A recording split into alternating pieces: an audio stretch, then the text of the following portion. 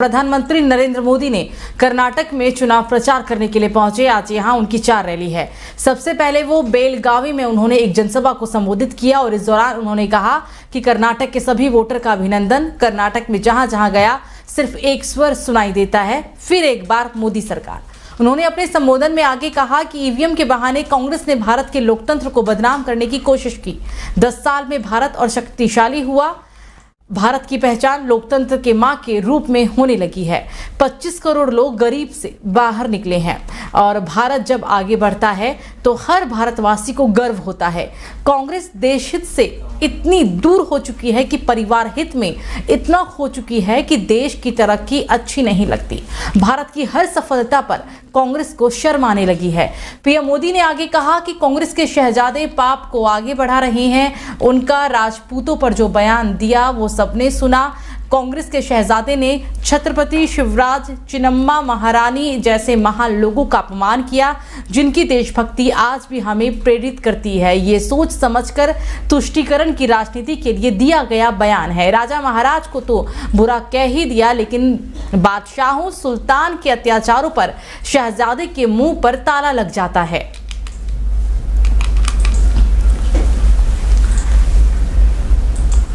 तो आम आदमी पार्टी के विधायक अमानतुल्लाह खान को प्रवर्तन निदेशालय यानी कि ईडी ने एक और समन जारी किया है। अमानतुल्लाह खान को ईडी का समन वक्फ बोर्ड मामले में दिया गया है। ईडी ने आम आदमी पार्टी विधायक को इस मामले में 29 अप्रैल को ईडी हेडक्वार्टर में पूछताछ के लिए बुलाया है। हालांकि ईडी अमानतुल्लाह खान से दिल्ली वक्फ बोर्ड घोटाला मामले में पूछताछ करेगी। प्रवर्तन निदेशालय आम ने हालांकि विधायक से इस मामले से संबंधित डॉक्यूमेंट्स भी साथ लाने को कहा है। इससे पहले आज ही दिल्ली वक्फ बोर्ड से जुड़े मनी लॉन्ड्रिंग मामले के आरोपी आप विधायक अमानतुल्लाह खान को राउज एवेन्यू कोर्ट से जमानत मिली थी। कोर्ट ने हालांकि अमानतुल्लाह खान को 15,000 के निजी मुचलके पर जमानत दी थी। अमानतुल्लाह को आज कोर्ट में पेश किया गया था और अब इस मामले में अगली सुनवाई 9 मई को होगी। दरअसल अमानतुल्लाह खान को ईडी के सामने पेश होने के लिए कई बार समन भी जारी किया गया था, लेकिन आप विधायक ईडी के सामने पेश नहीं हुए थे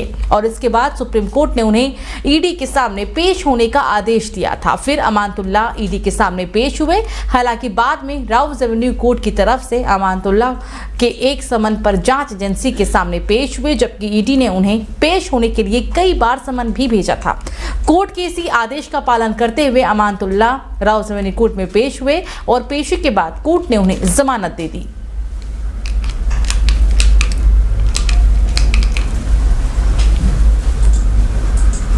तो चुनाव आयोग ने बाहरी मणिपुर संसदीय निर्वाचन क्षेत्र में 6 मतदान केंद्रों पर हुए मतदान को शून्य घोषित कर दिया है। आयोग ने 30 अप्रैल को इन केंद्रों पर नए सिरे से चुनाव कराने का ऐलान किया।